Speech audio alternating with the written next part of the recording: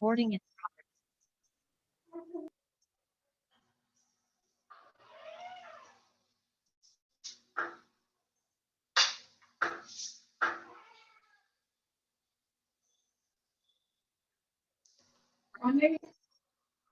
We'll Should we just start? start in a minute's time, yeah.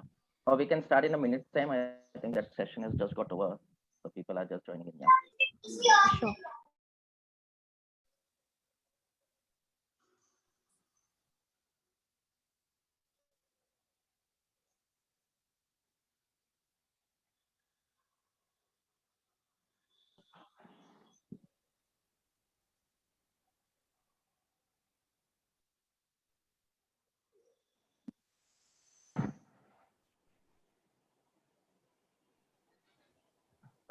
Okay. Yeah, Divya, we can start now.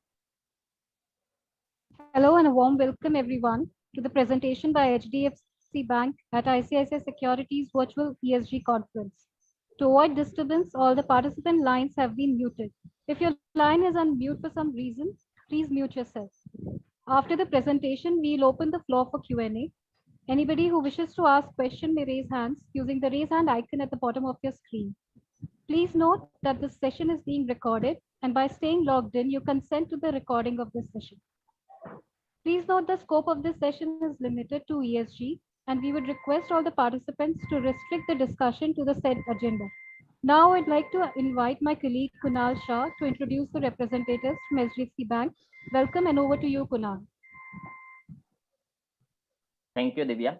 Good morning, good afternoon, and good evening to everyone joining this interaction across different parts of the world. It gives me immense pleasure to welcome the management of HDFC Bank to share the bank's approach, initiatives, and objectives in ESG and CSR domain. To discuss the same, today we have with us on the call Ms. Ashima Bhatt, Group Head, CSR, Business Finance and Strategy, Administration and Infrastructure at HDFC Bank. She oversees the bank's sustainability and CSR function, among others, and leads the team that is creating the bank's roadmap for ESG initiatives and driving its implementation. These initiatives come under the umbrella brand, which is Parivartan, or a change, as it means in English. Under Parivartan, the bank undertakes impactful projects all across India in the focus area of education, sanitation, skill development, amongst others. It would be great to hear from her the focus with which ESG initiatives are implemented, the impact that is created, and medium to longer term objectives targeted through these initiatives. So, with this, without much ado, let me hand over the floor to Ms. Ashima Bhatt to take the discussion forward. Over to you, ma'am. Thanks so much, Kunal. And I echo the good morning, good evening, good wishes. I hope all of you are keeping safe. I just wanted to take it through the format that I would probably use today is a quick presentation, and happy to answer questions at the end. And like Divya rightly said, related to ESG in the forum. So I'm just going to share my screen. Just tell me once this kind of comes up. I hope everyone can see the screen. Kunal, you can confirm? Yeah, Okay. It's there. So wonderful. I'll run through in terms of when we are talking about ESG, what the bank is looking at. And as you can see the banner behind me, that's the very relevant banner that we are talking about. But ESG is not a new story for HDFC Bank. It's been in the works, in the making over the last several years. And this is something that we take very, very strongly. But first things first, I think we need to cover to look at the ESG initiative in the bank. I think we have to also evaluate the footprint that the bank has. And while some of these numbers may be known to all of you on the call, I thought it would be a good idea to kind of cover them. The bank has about almost close to 6,000 branches. By the end of the year, we will have. We are in about 3,000 cities and towns. We are one of the largest players in the country in the private sector banks in terms of all products. So it's a very wide reach that we are talking about.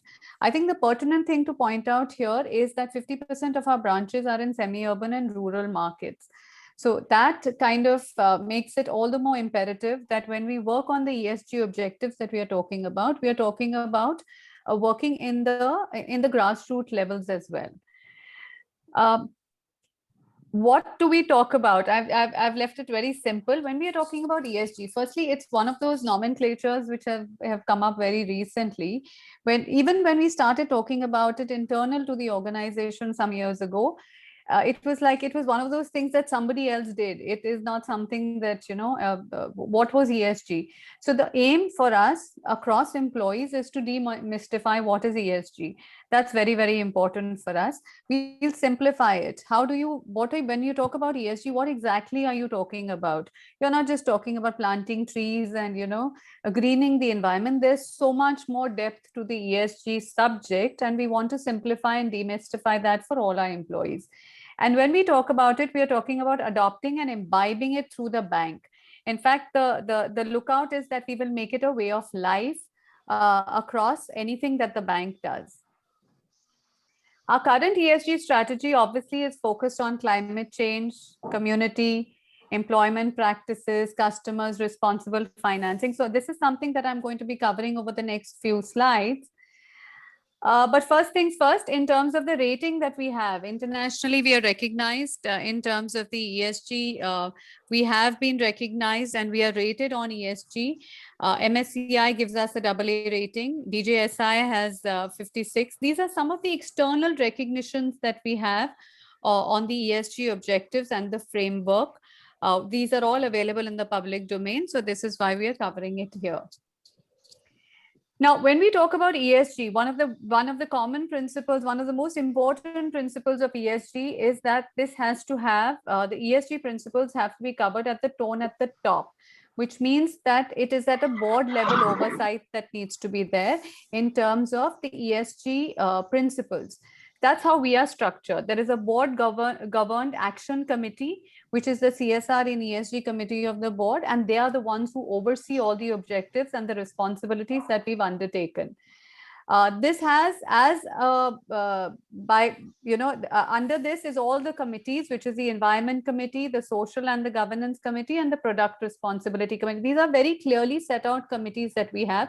We also have ensured that there is in the scorecard of the board and the managing director, there is a reference to ESG. So that's very important because one of the principles of ESG is to have that kind of a tone at the top.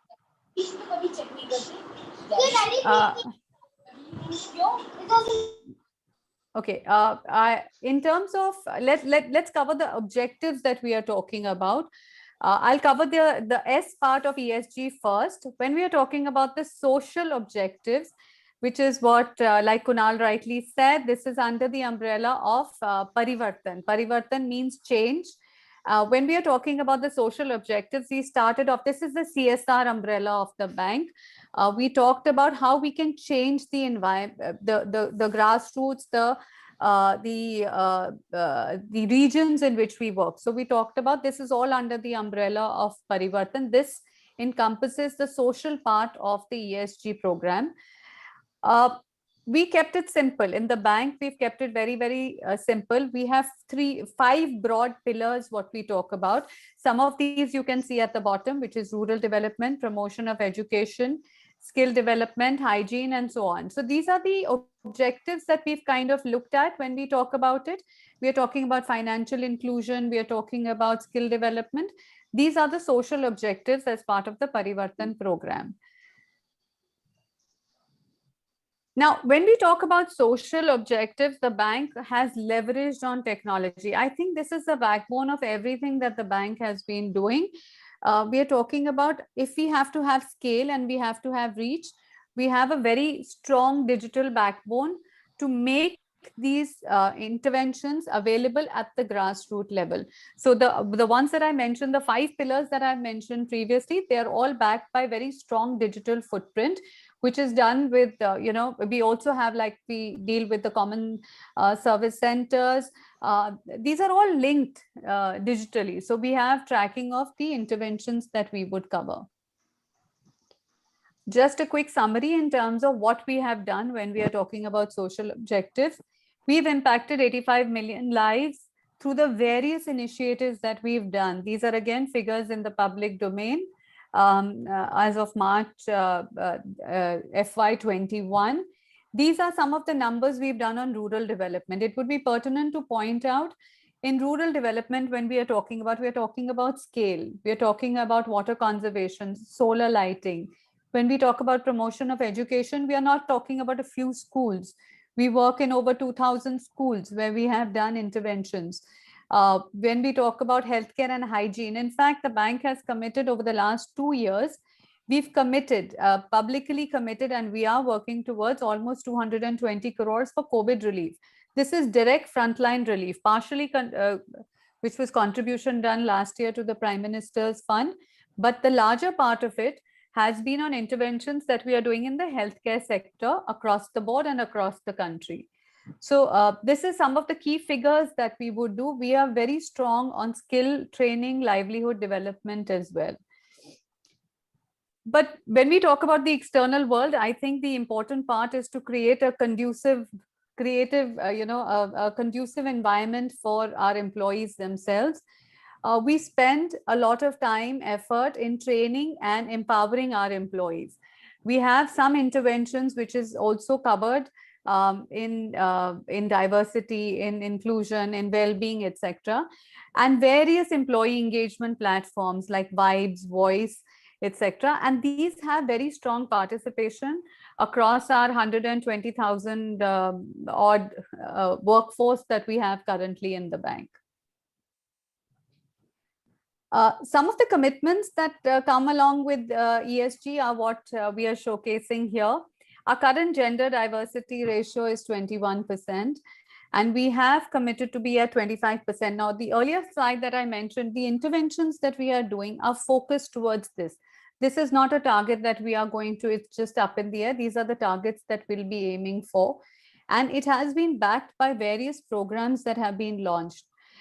Just as an example, the Shrishti program, to have a level playing field. We are covering, and this is not just for women, for diversity. This is also for inclusion, for enabling physically challenged. In fact, one of the probably only plus points of COVID has been, we have been able to explore a workforce which was so far not available. Given the fact that we are all working from home, I think a workforce like young mothers, or even with physically challenged people, good professionals who would not be able to be working, that is something that the bank is actively, covering. And just a couple of days ago, on June 21st, we declared it as Inclusion Day for HDFC Bank. Every year, this will be an Inclusion Day. However, this doesn't mean it's a day. This is just to kind of take stock, and we are going to, across our divisions, make sure that there are very clear targets on inclusion, and we aim towards that. And we've also taken 100 plus women in the first phase across the middle level of the organization, where we find the maximum drop off. Women in the age category of 30, late 20s, early 30s, where the maximum drop off happens in the management cadre of women. We are going to see how we can actively support. We have been doing it, but we've launched it as a formal program. This was done just 2 days ago, and this is something that we are very committed to. I think now comes to the G part of the ESG program. We have very clear guidelines. There's a code for corporate governance. There is all the policies that are required of us, POSH, insider trading, etc., whistleblower policy. We have, but across the organization, what is very important to note is that we have a very clear culture of corporate governance as well as adherence to regulations and guidelines. And one of the ESG things also talks about the board composition, and our board composition is people from diverse fields as well. So there is a very clear charter which takes care of the G part of the ESG principles that we have, very strong ethics. We also have very clear policies in terms of the culture of the organization. This is something that is very important to us, how we can have the culture of inclusion, how we can have a culture of giving the tone at the top going right down to the bottom. Now, of course, the one of our favorite parts of the ESG objectives is the environmental objectives on how we can impact this in a real way. And this is how we will plan to do it. I'll cover this very quickly. I think some of the procurement practices that we have, when we are a large bank, at every point of time, there is a lot of procurement that we do, be it paper, be it consumables, be it anything. I think as a matter of training through the organization, what we are going to talk about, and we are going to do that very actively, is to look at recycled products, environmental friendly products, locally sourced products. So this becomes very important because the entire cycle of our procurement practices will take care of the environmental principles. And we've actually identified options that we can use. This is something that the bank announced sometime last month. Very important for us. This just sets the goalpost for the bank that we will be carbon neutral by 2031-32. We are one of the few financial service providers who have committed to be carbon neutral. This is not a small target, but we internally feel that this is a goalpost. Once we have the goalpost, then all actions that we do will move towards this goal. So this is a very important target. How we will do this? We will reduce consumption. We will transition to renewable energy sources, and we will look at offset as well. Some of the quick steps that we will take towards climate change and carbon neutrality is to decrease, of course, our absolute emission. We've measured our emissions. We did not take the COVID year where there was reduced emissions because less travel, less use of personal vehicles, etc. We have taken the emissions which are listed here, and we now have consciously said on what we will reduce. We are looking at increasing rooftop solar capacity. Renewable energy purchase will be about 50% of our total sourced energy. Our single-use plastic we've committed to be our offices to be free of single-use plastic by FY 22-23. We will plant 25 lakh trees, water consumptions. Now, these are very trackable objectives, which we have actually put out there, not just in the media, but as part of our reporting as well. Because this opens us up to being, it does open us up for scrutiny from external sources, but we are open for that because this is something that we've committed to do.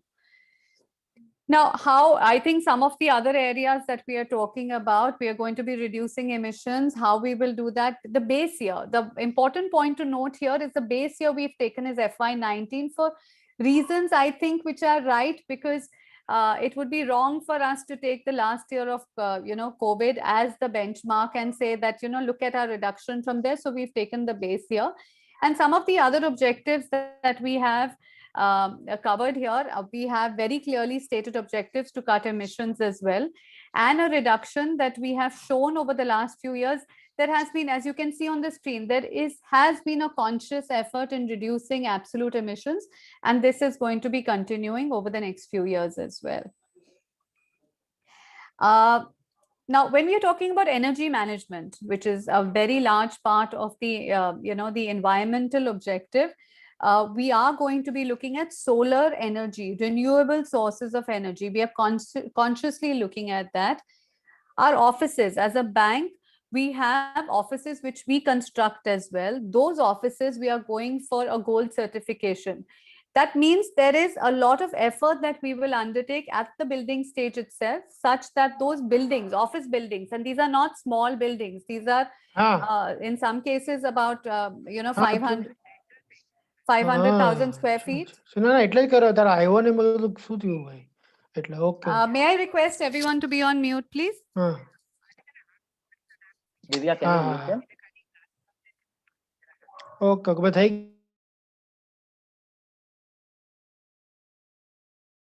Okay, we are good to go. Yeah. Yeah, I guess she muted me as well. So the quick one is here to be noted is that we will be doing gold certification for all our offices. This is as per the Indian Green Building Council, which is the gold standard of building rating. Why we are doing this is because everything that goes into the construction of the building, including usage of material, including usage of electricity and water, will go towards that. And there are lots of, I won't cover everything. It's a wide topic that we would cover. We are doing a lot of smaller interventions as well to make sure that not just the buildings that we are making as a bank, but buildings that we are probably leasing from other organizations have also a very clear path of getting close to carbon. They won't be obviously carbon neutral because we don't own those buildings. So the interventions are very limited, but as close to carbon neutral as can be. I think some of this I've covered. Responsible financing. We will be doing, when we evaluate our proposals, this is one of the things that we look at. We are going to be focusing on financing for renewable energy. One of the products that the bank will shortly, actually we already do, is on, for example, on electric vehicles. We will be shortly also talking about other products which come into the space of ESG. It could be rooftop solar power for housing, for private offices, for homes, for offices, etc. Those are the things we would look at. Our loan proposals, as per the guidelines, are screened and approved through the social and environmental management system framework in any case, which has very clearly laid out standards in terms of what is required of any large scale lending or long term lending that the bank would do. So this, I think, is a wide topic. Like I started off saying, I can, ESG by itself, it would take several hours if we were to go into details.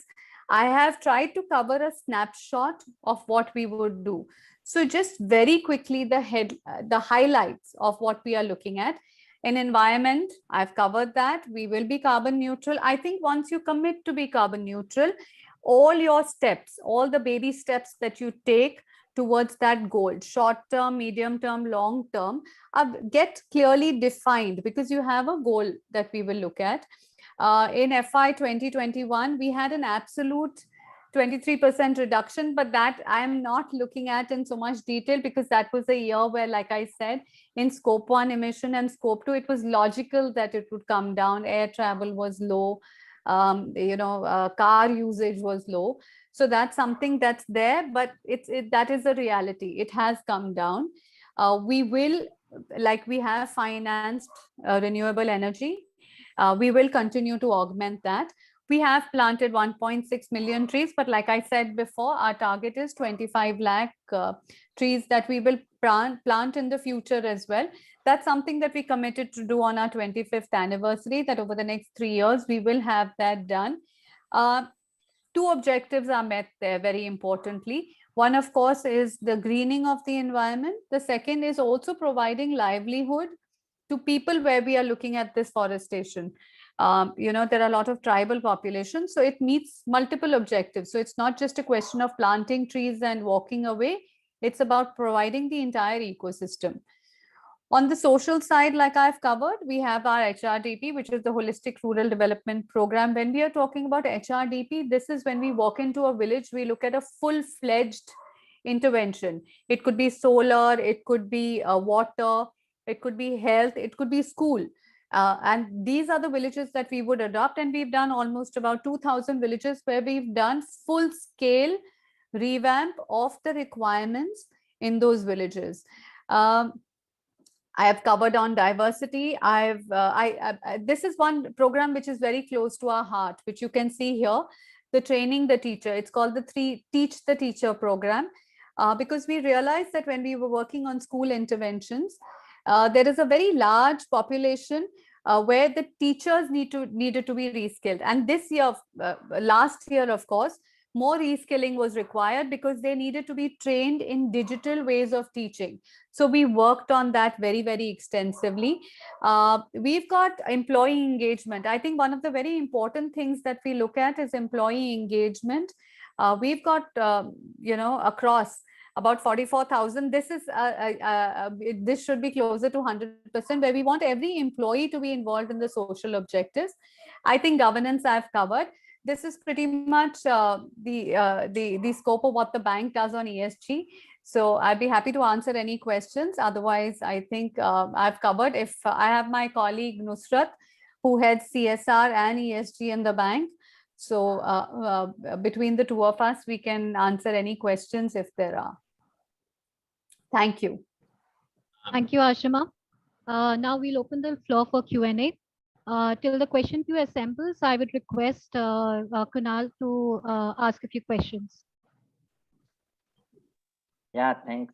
Thanks, Ashima, for such a great presentation and very touching and inspiring to see many initiatives being taken. So obviously, I think in terms of the reach and the impact, okay, if you have to look at it, you have highlighted in terms of some of the longer term impacts, but longer term objectives. But if you have to look at it in terms of the real impact that we can see, if you can highlight in terms of the number of lives, okay, that can really get impacted over 3 to 5 odd years, that would be great. And secondly, maybe in terms of looking inside and looking outside, okay, currently we are doing most of the initiatives from our side, okay, but when we look at, you said that when we look at some of the loan proposals, we are now putting them through that entire ESG framework, which is quite good. But any changes which we had done maybe after putting that into ESG framework, if you can really highlight, were there any segments or sub-segments, okay, which got moved out or got into the negative list, or maybe you got much more positive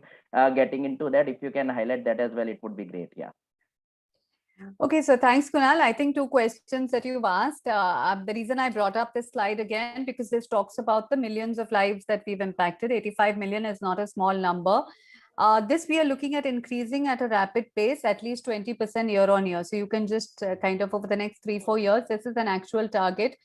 When we talk about lives impacted, one of the largest programs that the bank runs is the Sustainable Livelihood Program, which effectively talks about women empowerment, which talks about providing women with skills to be able to give them a livelihood.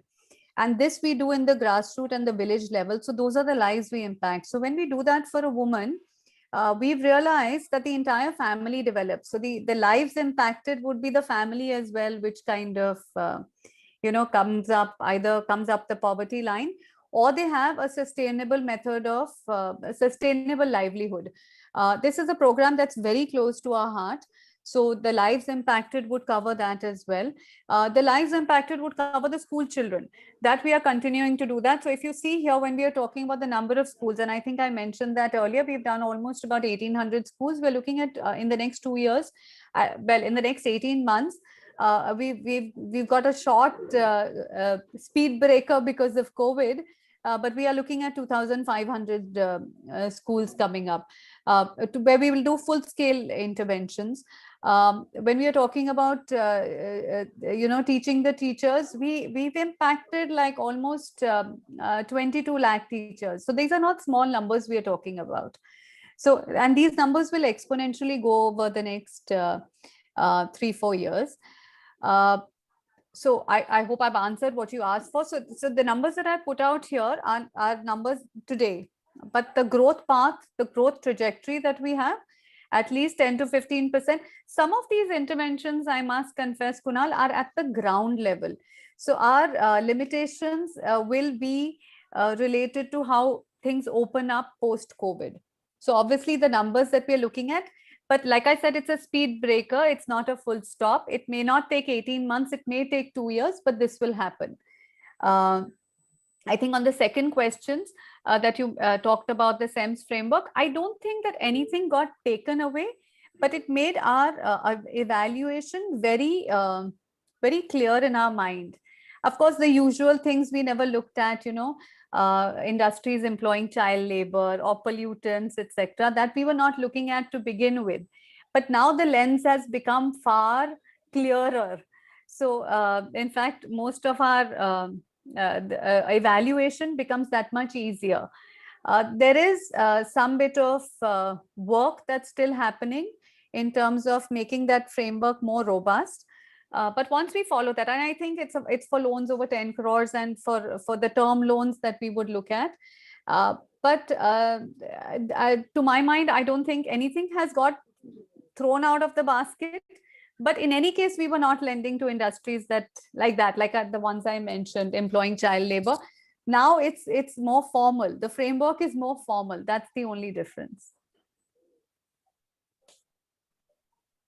I hope I've answered what you asked, Kunal. Yeah, definitely. Yeah, definitely. So we have many questions in queue, so we'll take them one by one. Yeah, Divya, you can go ahead with the question queue. Thank you. First question we have from the line of Abhay Lejawala. Please go ahead. Thank you. And Ashima, thanks very much. I think that was a fairly comprehensive ESG strategy, very well articulated. I have two questions, and I think the second question dovetails into the first, and therefore, I'm taking the liberty of asking two questions.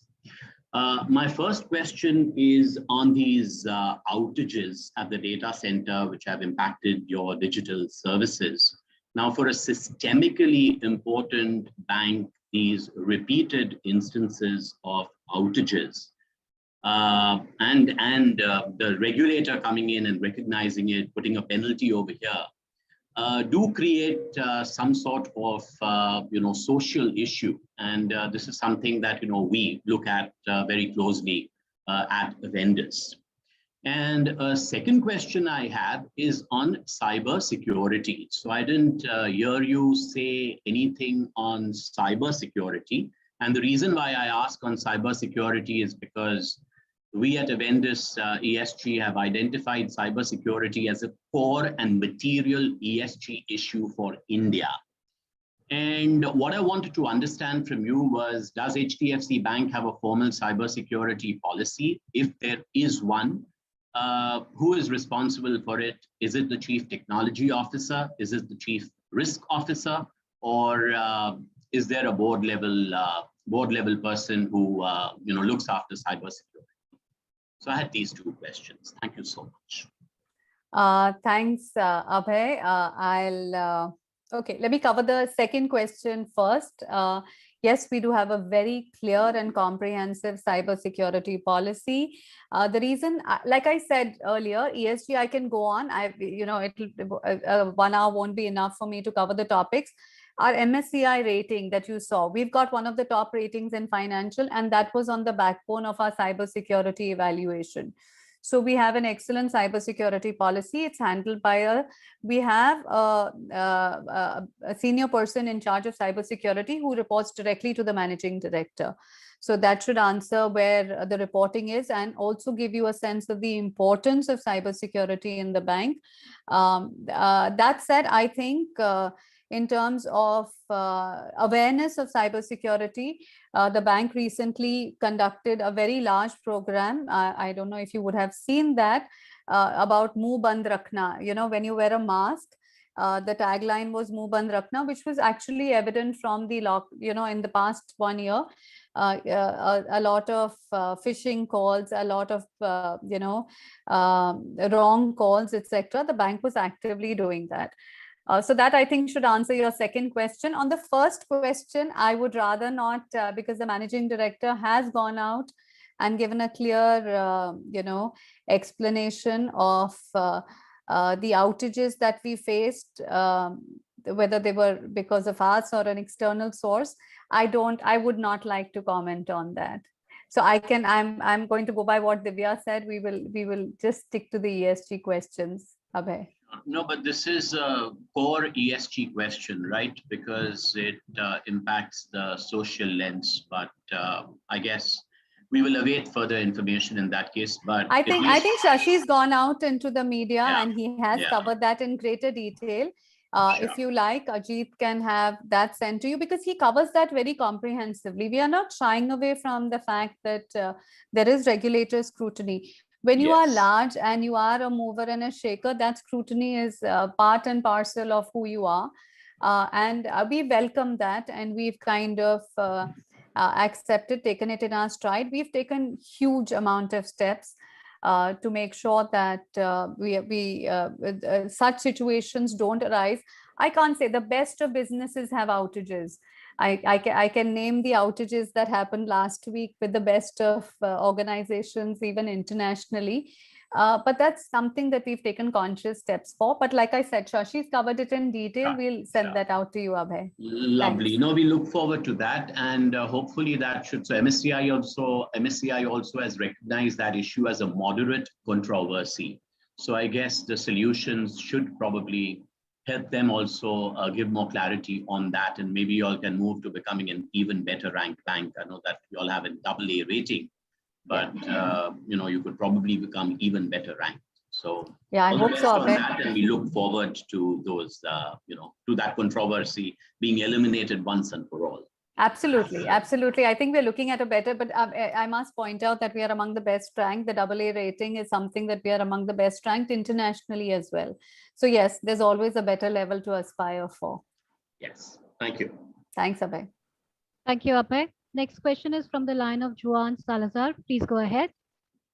Thank you. My name is Juan Salazar, and I'm from BMO Global Asset Management. Again, thank you very much for that very insightful presentation, and we fully welcome and support the ambitious targets the company has set, as well as the performance it had so far. I have a couple of questions. One is on climate change, and in particularly how HDFC is looking at aligning its financing activities with the goals of the Paris Agreement. And in this area, I'm talking about basically fossil fuel financing, and what are your thoughts around it, and when can us expect the bank to come with a clearer strategy around that, as well as your thoughts on adopting the TCFD recommendations?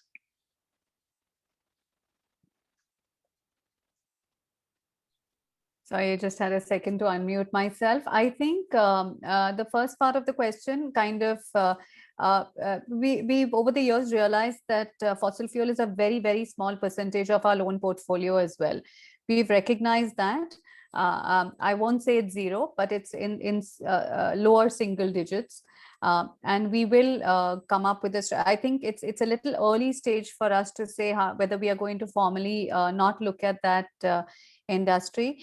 In the next 1 year, we will have clear guidelines on that, on financing of coal projects. But like I said, right now, it's not really a material part of our portfolio, which kind of becomes then easier for us to even not do it, so as to say without too much of an impact. As regards when you're mentioning climate change, I think some of the interventions we mentioned, even the TCFD framework, that's something that we will be adopting, and we already have adopted, and the guidelines are there. Some of the I think one of the slides I had covered the SBTi targets itself. We are opening ourselves out to that.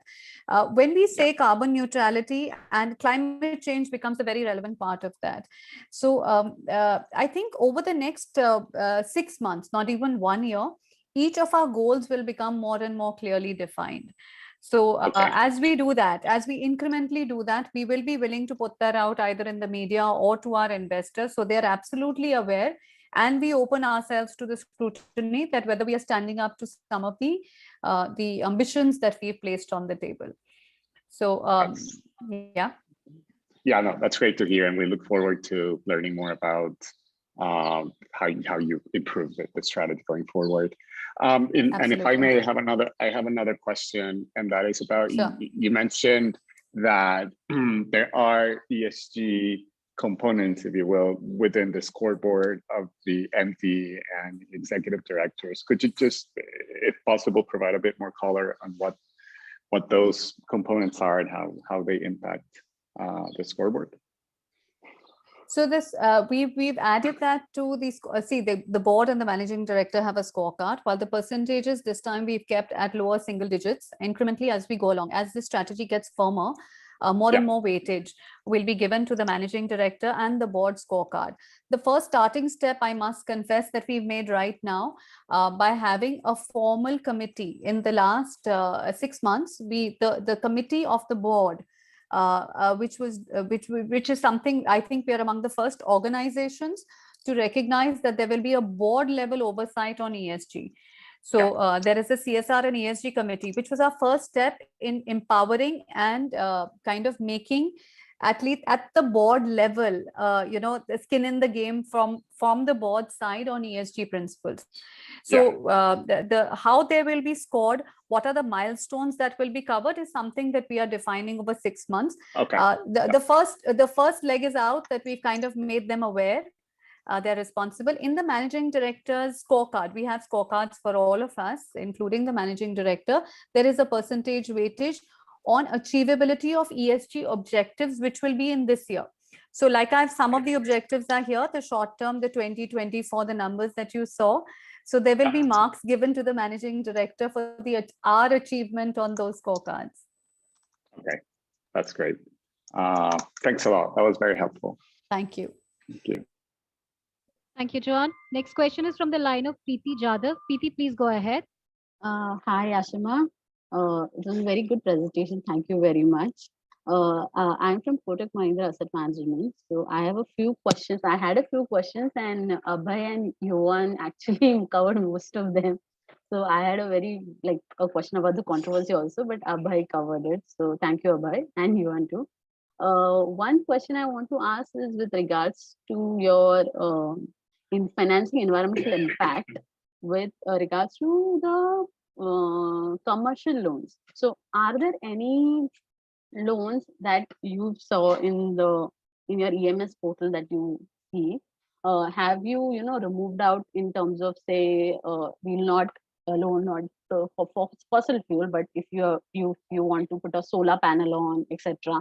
So do you have particular interest rates, so that those kind of loans grow and the other kind of loans don't grow?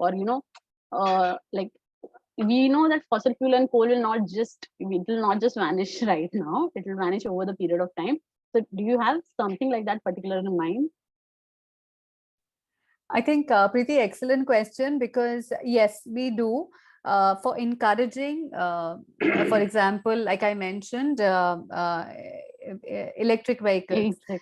Yeah. So for we will have right now it's still nascent in India, and we are an Indian bank. So as soon as the adoption of electric vehicles starts, we are starting to work with the companies which are doing the infrastructure, the charging points, etc.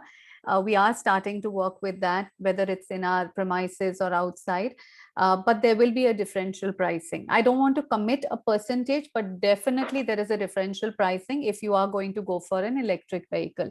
The same applies for better pricing for rooftop solar for private homes. One of the things that's coming up primarily from South India, where it's a little, I should say, around Bangalore, Karnataka, where a lot of people have larger homes. Bombay, unfortunately, you can't have all these things, but there we've got a lot of requirements. So we are trying to see how we can package that, and that's actually becomes a part and parcel of something like a loan portfolio, for installation of solar rooftops, which can take care of at least some part of the household consumption. So we are doing that. That will also be at a differential rate to incentivize people. Definitely. Okay. I have one more question with regards to the new reporting system that SEBI has come up from BRR to BA. Yeah. So what are your thoughts on that, and how is it going to, are we going to see a different set of data points in the new report, and how is it going to be more transparent per se? I think Preeti, again, like excellent question. I don't think there's a change. It's the report has become more comprehensive. Comprehensive. Very, very comprehensive. We were reporting as part of the BRR. We were already reporting a lot of things, but when you go through the format, I think for all of us on this call, one thing stands out, at least for me, is the recognition of ESG even by SEBI. So they're actually some of these things have not been recognized. We've been like I started my conversation saying it's usually something that somebody else will do. But in the last few months, this year it's optional. Next year it is mandatory. So it will open out more and more reporting. At least the top companies, the leaders in their field, will have to report on ESG going forward. So I think as a bank, one thing I feel strongly is that we've taken the step before this reporting even became formal. I think 2 years, 3 years ago, we recognized that ESG was the thing to be. As an organization, that's the way to work. Because two companies, very similar numbers, but one which kind of adopts ESG as a way of life is far better in various, I think all of us know that. So SEBI has recognized that. So the reporting is just becoming more detailed, but other than that, nothing changes for us. Okay, and there's one last question. I know there are many hands up, so I'll just ask one last question. With regards to social skill, social value, like in terms of social access to finance, in terms of SMEs, women empowerment, are there any loans that you people will, HDFC will have in terms of, say, for SMEs, rural, food, agriculture, pesticides, etc. So is there any like interest loans that would come out, etc., something like that? We already do, Preeti. We have I mentioned that we have a sustainable livelihood program. One is skilling the women to become empowered. The other is giving them loans to make sure that their empowerment is actually small ticket, small value loans. Small value. Yeah, so we do that. The other thing that we do is which coincidentally is on this slide also, is the financial literacy that we would do. So it's not just a question of giving a loan, but working with them and making them financially literate and digitally literate. So, when I've traveled to villages, I've realized that I think they have more smartphones than any of us. So you make them enable the financial literacy on that smartphone itself. And we've run huge numbers, not small numbers. You can see the numbers here, how many camps we've run on financial literacy. So that in effect is our contribution to empowering women empowerment, as well as the smaller ticket loans. And rural and agri, in any case, we have a large portfolio of farmer loans. So that we would do in any case. Okay. Thank you so much, Ashima. Thanks, Preeti. Thank you, Preeti. Next question is from the line of Amit Premchandani. Amit, please go ahead. Thanks. Thanks for the presentation. I had a question on the from a governance point of view. How do you look at the overall attrition rate in the organization, and also the overall gender diversity in the organization? If I look at the last presentation or last year's ESG report, women employees were 18% in HDFC Bank as against, say, 31% in ICICI Bank. And also the share of women in senior leadership was pretty limited in HDFC Bank, 2 out of 23, while there is no executive women director in HDFC Bank. So how do you look at these gender issues? Okay, so I'll cover that. It's a very important issue, and yes, good that you mentioned ICICI Bank. Yes, they I think they've done tremendously well in terms of the diversity ratio. We recognize that a couple of years ago, our diversity ratio was 19%. There is a very strong, now we are at 21%. We aim to be at 25%. I personally feel very strongly about this. And as part of the white paper that we will have on, even the diversity ratio, which is also a small part of the ESG not small, a large part of ESG. We have very clear steps over the going, but we thought we'd put our goals for the short term first. We'll first get to 25%. The eventual goal, of course, is to be 50-50, of course, over the next several years. But that's something we do. We are taking steps, like I mentioned, we are taking steps to do that. I mentioned that the drop off that we are finding in the management is usually in the late 20s and the 30s. I guess where family kind of comes in. We are trying to figure out, we've already figured out on how to empower them. And one thing I must say that, COVID has done is to give us that, make us realize that workforce. Good, strong women leaders who dropped out either because of family pressures or whatever other reasons, or mobility, reasons of mobility. We are going to bring them into the workfold very consciously.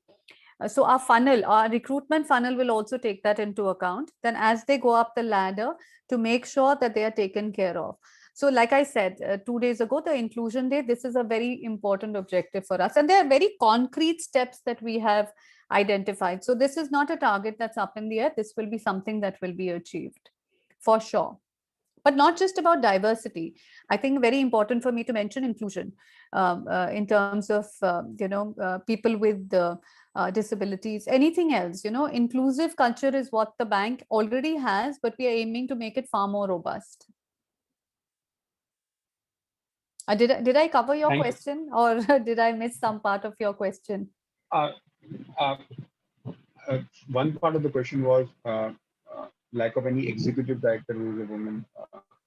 For example, ICICI previous MD was a woman. That you have to ask my boss. So no, I understand that, but that we do have directors on the board who are women, which we have, women directors on the board. We recognize that. In terms of senior management, as you saw, we are not a small number. The visible faces of the women at senior levels, there are several. And we are going to now even have the funnel, the mid-level management who are over the next 2 to 3 years will go into senior management, how we can kind of retain them so that they grow into the senior management level. So I hope to be, making sure that next next year conversation that we have, you'll see far better numbers going. Thanks. That's it for me. Thank you, Amit. Next question is from the line of Sam Mehtani. Please go ahead. Yeah, thanks again for the presentation. I work with Juan Salazar, who's also just asked some questions at BMO Global Asset Management. So we pay particular attention to banks which have obviously very strong financial inclusion policies, which obviously you do. But can you just remind me then, I mean, I know in the past you had the target of attracting 10 million customers, and giving them access to kind of banking and savings and payment solutions. The 14.2 million that you quote on the presentation, are they all sort of account holders or people who actually use the bank's services? Is that the case? And secondly, that 10 million target, is that now being revised upwards for future, or where is there a target going ahead? So if you could just help me understand that particular figure, please. So Sam, if I've understood you correctly, you're talking about our normal customer acquisition? Yes, I know that obviously at the last, I recall 5 years ago or 8 years ago, the board set a target of getting to 10 million new customers from rural and semi-urban areas by, I think it was 2020. So effectively, getting first time customers into the banking system and offering them current savings accounts, payment solutions. So have you crossed that now? And then, secondly, is there a target for the future? Because I just wanted to understand that 14.2 million figure on the slide. Is that actually active customers of the bank? No. So I should mention that this is the individuals we would have impacted, which would be customers. Some of them would be customers. I don't have the exact percentages. I can probably send you. But a larger portion of this would be people that when we work in the HRDP locations or when we work in the villages, there is the financial literacy programs that we run are not focused towards customer. Well, eventually they would become customers of a bank. ideally our bank, but they would become customers of a bank, because what we are trying to do is skill them in terms of, or train them in terms of financial and digital literacy of savings and loan products. Sam, you would be familiar that the very robust money lender market which exists, which is at a very high percentage. So these literacy programs cover that. They don't necessarily cover HDFC Bank, but they do cover that. So there is an overlap. There will be a slight overlap. Some of them would go on to open accounts with us. And as regards the account acquisition targets, we can send that to you separately of where we are. That's already been published, and I'll get Ajit to send that to you. So it explains the trajectory of what we committed in 2020. So you've achieved that 10 million target then? Sam, yeah, we did achieve that target. It was, we had said somewhere in 2008, if I'm not mistaken, in the next 10 years, we would want to achieve 10 million households. And I think as we speak today, we have already crossed that. I don't have the exact number, but it's somewhere around 12, it's crossed 12 million. Yes. Okay. And do you know if the bank plans to have a target for the next 10 years? Is that something that you're looking at, or do you feel kind of comfortable where you are? The intention was to get those households who are at the bottom of the pyramid to raise their livelihood levels. And it's not only about livelihood. We try to run a lot of programs on skilling, upskilling them, trying to build market linkages for them. So these are various programs which we run through. And what Ashima has tried to put across is we have tried to create a sharper focus around each of these initiatives. You take skill, you take promotion of education, you take healthcare, hygiene, you take inclusion, financial literacy and inclusion. You take the programs which we are trying to participate, like teach the teacher initiatives. So we are trying to do specific targeted initiatives in this area as to how to get them above from the bottom of the pyramid. But Sam, the short answer to your question is yes, we have very ambitious targets to increase that as well. Because that's the grassroots economy that we are looking at. When we are looking at empowering women, you know, or like Ajit mentioned, when we are talking about the teachers, the households that we impact, there are very clear targets set out. When you ask 10-year targets, may not be very firm 10-year targets. I think this last year has taught us that we need to have at least get to where we have committed to be over the next 2 years. And yes, we will refresh those targets as we go along. Okay, thank you very much. Thanks, Sam. Thank you, Sam. Any last questions that we have from the floor? I've got one more question, if that's okay. Yes, Sam, please go ahead. Yeah, just going back to these figures. I mean, obviously, this is really impressive. But one of the questions we get asked as an asset manager is about sort of, you know, the kind of, if there's any possible kind of, can you independently kind of get some assessment or verification of these figures? Is that something that you're looking to do as well? Because obviously it sounds very impressive what you're doing here, but is there anything that you can, some independent checks or verification that can kind of, you know, go behind some of these numbers? Oh yes, they're all verified numbers. Absolutely. We get them audited as well. Yes. So they're all numbers that are audited and they're part of our integrated reporting. Okay. So you have different organizations that would do that? Yes, Nusrat, would you like to take that? Sorry, yeah, just to add to that, these numbers are published in the annual report or the integrated report this year as well as last year. And all the numbers published there are externally assured. KPMG is the assurer of these. So, and you will see the certificate of assurance at the end of as part of the IR, in fact. Great, thank you.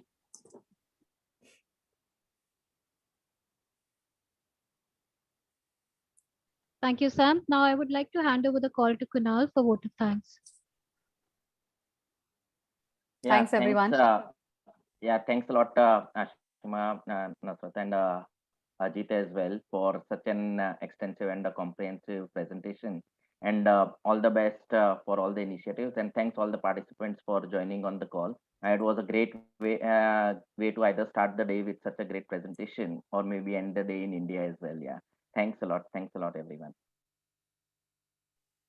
Thank you. Thank you for hosting us.